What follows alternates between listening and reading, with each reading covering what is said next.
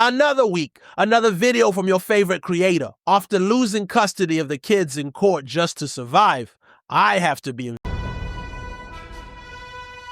But today we're talking about the finale of Invincible Season 3. And wow, what a season. What a finale. Conquest is absolutely zesty. I'm here because I enjoy this. See, to me, there is no greater pleasure than feeling the warmth of my fists drenched in blood. It's hilarious because he gives off Grandpa at Thanksgiving dinner who lost his filter vibes.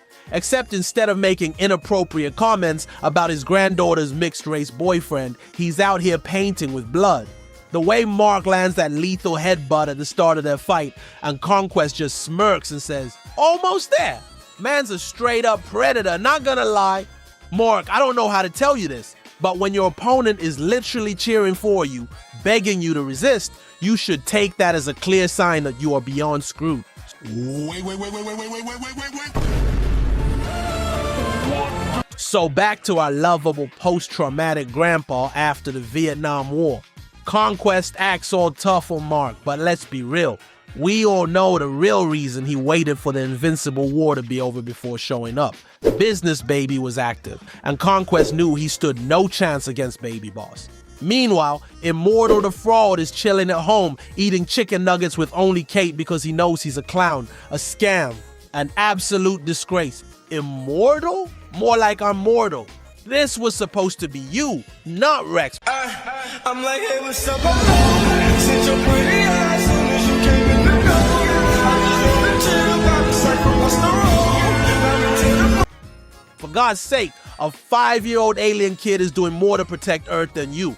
Shout out to Oliver, my purple underage legend, who's done more in his short life than Immortal has in his entire fraudulent career. Moving on, let's talk about Conquest's terrifying life choices. This man is giving off heavy P. Diddy vibes, stretching Oliver out and giving him an anatomy lesson mid-fight, grinning like he's about to put on a biology TED Talk. Someone needs to slap a restraining order on him from every daycare on the planet. He is a danger to society. If I had $1 for every time a Viltrumite choked Mark out and slammed him into the local population, I'd have $2, which isn't a lot, but it's weird that it happened twice. For someone called Invincible, Mark has yet to score a major W unless we're counting women and children. Then yeah, Mark's got plenty of those. But don't be fooled. The real culprit here is Immortal the Bum, who's been alive for millennia just to disappoint every single time. And to think I once thought he was Superman. Man retired with a 0-5 record, hung up his cape after achieving absolutely nothing. We had Best Tiger out here fighting evil Invincible with sheer aura and guns while Immortal got humiliated yet again. Goggles Invincible was out here playing soccer with his head. And even the Robin of this story managed to take an Invincible down with him. That should have been Immortal, roaming the dark dimension for eternity. Motherfucker, I wish I could say you die alone, but it's one of God's best jokes that you can't die, except it's on all of us! Now back to Mark and his ever-growing list of L's. My guy, in one fight, you not only got your leg snapped, but also had to watch your girlfriend get undressed by a World War II veteran. Brother, when Mark said, "I can see the future," you will not see tomorrow. I felt that. A truly aura moment. There's no universe where the Cecil Glazer, Mr. Zero Wins, the guy who has literally lived forever, could ever produce such an epic line. Man just screams and gets torn apart by Viltrumites. But our zesty Conquest, as much as he talked big in his text messages, ultimately couldn't back it up. Turns out Mark's head was indeed too much for him, and we can finally say that the Vietnam War is over for Conquest. Speaking of actual W's, respect to Eve. Despite being a soulless ginger, she showed more fight and spirit than the bum who dares call himself the Guardian of Earth. She lasted a full minute against a Viltrumite. Immortal couldn't even last a few seconds, and it wasn't even against Conquest. Meanwhile, imagine being Cecil in this situation. Dude just survived a world-ending catastrophe, only to glance at the sky and see Negan, somehow more sadistic than usual, floating there with Superman-tier powers. There is no way Cecil gets paid enough for this. Thank you, Cecil, for your service. But let's talk about Conquest's character arc.